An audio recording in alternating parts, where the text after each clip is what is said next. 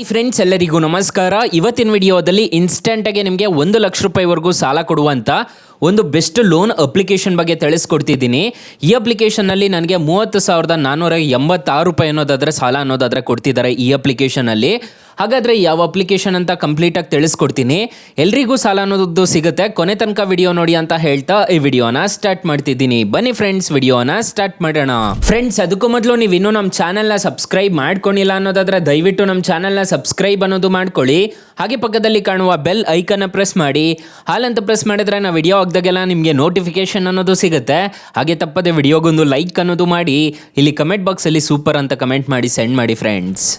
ಮೊದಲಿಗೆ application open ಮಾಡಿದ್ರೆ ನಿಮಗೆ ಈ ತರ ಇಂಟರ್ಫೇಸ್ ಅನ್ನೋದು ಕಾಣಿಸುತ್ತೆ. ಅಪ್ಲಿಕೇಶನ್ ಲಿಂಕ್ ನಾನು ಡಿಸ್ಕ್ರಿಪ್ಷನ್ ಅಲ್ಲಿ ಕೊಟ್ಟಿರ್ತೀನಿ. ಇಲ್ಲಿ ನಿಮ್ಮ ಮೊಬೈಲ್ ನಂಬರ್ ಹಾಕ್ಬಿಟ್ಟು ರಿಜಿಸ್ಟರ್ ಅನ್ನೋದು ಮಾಡ್ಕೋಬೇಕಾಗುತ್ತೆ. ನಾನು ಆಲ್ರೆಡಿ ರಿಜಿಸ್ಟರ್ ಮಾಡಿದ್ದೀನಿ. ಈಗ ಜಸ್ಟ್ OTP ಎಂಟರ್ ಅನ್ನೋದು ಮಾಡಿ ತೋರಿಸ್ತೀನಿ. ಫ್ರೆಂಡ್ಸ್, ಮೊದಲಿಗೆ ಅಪ್ಲಿಕೇಶನ್ ಓಪನ್ ಮಾಡಿದ್ರೆ ನಿಮಗೆ ಈ ತರ ಇಂಟರ್ಫೇಸ್ ಅನ್ನೋದು ಕಾಣಿಸುತ್ತೆ. ಇಲ್ಲಿ ನಿಮಗೆ ಕಾಣಿಸ್ತಿದೆ ನೋಡ್ಕೋಬಹುದು. ಅವೈಲಬಲ್ ಲಿಮಿಟ್ ಬಂದ್ಬಿಟ್ಟು ನನಗೆ 30,486 ರೂಪಾಯಿ ಅನ್ನೋದಾದ್ರೆ ಈ ಅಪ್ಲಿಕೇಶನ್ ಅಲ್ಲಿ ಸಾಲ ಸಿಗ್ತಿದೆ. ಈ ಅಪ್ಲಿಕೇಶನ್ ಅಲ್ಲಿ ನಾನು ಏನ್ ಬೇಕಿದ್ರು ಪರ್ಚೇಸ್ ಅನ್ನೋದು ಮಾಡ್ಕೋಬಹುದು. ಬಡ್ಡಿ ಇಲ್ದಂಗೆ ನನಗೆ ಸಾಲ ಅನ್ನೋದಾದ್ರೆ ಈ ಅಪ್ಲಿಕೇಶನ್ ಅಲ್ಲಿ ಪ್ರೊವೈಡ್ ಮಾಡ್ತಾರೆ. ಬಡ್ಡಿಗೆ ಬೇಕು ಅನ್ನೋದಾದ್ರೆ ನಾನು ಇಲ್ಲಿ ಕ್ಲಿಕ್ ಮಾಡ್ಕೋಬೇಕಾಗುತ್ತೆ. ಕ್ಲಿಕ್ ಮಾಡ್ಕೊಂಡಿದ್ದೀನಿ ಅಂತಂದ್ರೆ ನಿಮಗೆ ಈ ತರ ಇಂಟರ್ಫೇಸ್ ಅನ್ನೋದು ಕಾಣಿಸುತ್ತೆ.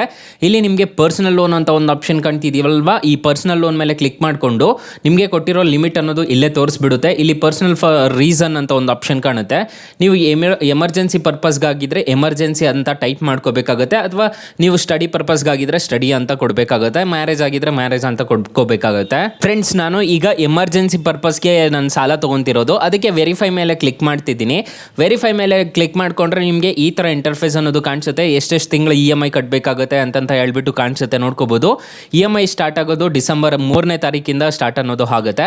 ಸೊ ಇಲ್ಲಿ ನಿಮಗೆ ಕಾಣಿಸ್ತಿದೆ ನೋಡ್ಕೋಬಹುದು. ನಿಮಗೆ ಇದು ಓಕೆ ಆಯಿತು ಅಂತಂದ್ರೆ confirm loan amount and EMI ಅಂತ ಒಂದು ಆಪ್ಷನ್ ಕಾಣುತ್ತಲ್ಲ, ಇದನ್ನ ಕ್ಲಿಕ್ ಮಾಡ್ಕೋಬೇಕಾಗುತ್ತೆ. ಮೈನ್ ನೋಡ್ಕೋಬೇಕಾಗಿರೋದು ಪ್ರೊಸೆಸಿಂಗ್ ಫೀಸ್ ಎಷ್ಟು ಕಟ್ ಆಗುತ್ತೆ ಅಂತ ಹೇಳ್ಬಿಟ್ಟು ನೋಡ್ಕೋಬೇಕಾಗುತ್ತೆ. ಸೊ ಇಲ್ಲಿ ನಿಮಗೆ ಕಾಣಿಸ್ತಿದೆ ಅನ್ಸುತ್ತೆ, ಇಷ್ಟಕ್ಕೆ ಎಷ್ಟು ಕಟ್ ಆಗುತ್ತೆ ಅಂತ ಹೇಳ್ಬಿಟ್ಟು ನೀವು ಆರಾಮಾಗಿ ಚೆಕ್ ಅನ್ನೋದು ಮಾಡ್ಕೋಬೇಕಾಗುತ್ತೆ. ಅಕಸ್ಮಾತ್ ಏನಾದರೂ ಈ ಅಪ್ಲಿಕೇಶನ್ ಅಲ್ಲಿ ನಿಮಗೆ ಸಾಲ ಸಿಗ್ಲಿಲ್ಲ ಅನ್ನೋದಾದ್ರೆ ಫ್ರೆಂಡ್ಸ್, ನೀವು ನಮ್ಮ ಟೈಟಲ್ ಮೇಲೆ ಕ್ಲಿಕ್ ಮಾಡ್ಕೋಬೇಕಾಗುತ್ತೆ. ಟೈಟಲ್ ಮೇಲೆ ಕ್ಲಿಕ್ ಮಾಡ್ಕೊಂಡಿದ್ದೀರಾ ಅನ್ನೋದಾದ್ರೆ ಇಲ್ಲಿ ನಾನು ಬೆಸ್ಟ್ ಲೋನ್ ಆ್ಯಪ್ ಲಿಂಕ್ ಅಂತ ಕೊಟ್ಟಿರ್ತೀನಿ. ಈ ಅಪ್ಲಿಕೇಶನ್ ಅಲ್ಲಿ ನಿಮಗೆ 1,000ದಿಂದ 1,00,000 ರೂಪಾಯಿವರೆಗೂ ಸಾಲ ಅನ್ನೋದಾದ್ರೆ ಕೊಡ್ತಾರೆ. ಇಲ್ಲಿ ಬ್ರಾಂಚ್ ಲೋನ್ ಆ್ಯಪ್ ಅಂತ ಇದೆ. ಈ ಅಪ್ಲಿಕೇಶನ್ ಅಲ್ಲಿ 5,000ದಿಂದ 1,00,000 ರೂಪಾಯಿವರೆಗೂ ಸಾಲ ಕೊಡ್ತಾರೆ. ಎರಡು ಅಪ್ಲಿಕೇಶನ್ ಬೆಸ್ಟ್ ಆಗಿದೆ, ಒಂದ್ಸಲ ಟ್ರೈ ಮಾಡಿ ನೋಡಿ. ಫ್ರೆಂಡ್ಸ್, ಇನ್ನು ಮೈನ್ ಅಪ್ಲಿಕೇಶನ್ ವಿಚಾರಕ್ಕೆ ಬರೋದಾದ್ರೆ ಬಡ್ಡಿ ಇಲ್ದಂಗೆ ನೀವು ಏನ್ ಬೇಕಿದ್ರು ಪರ್ಚೇಸ್ ಅನ್ನೋದು ಮಾಡ್ಕೋಬಹುದು.